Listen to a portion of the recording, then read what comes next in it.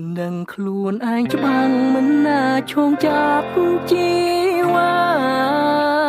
អូនសាររចាក់មិនមានត្រណាទៅដល់បងទៀតស្មារតីអារម្មណ៍ស្រីនេះអូនសិនខ្ពស់ក៏មេឃអូនជាតួឯកអូនសំផ្លាញនៅក្នុងឋានមានកវេអារូបបងនេះគ្មានអ្វីទេមកចេះតែជាងតែអូននេះទេអូនលើតែអូនចូលចិត្តតែមកដួងចានមិនសិនមានមាត់ជាព្រះទឹកគឺពិតជាសំណាងខ្លាំងបង្កត់រចាំងកំពន្លឺមកកាយនេះពេលរាត្រីពេលនោះពន្លឺតែមួយគត់គឺពីនឹងចានមកផែនដីស្នេហា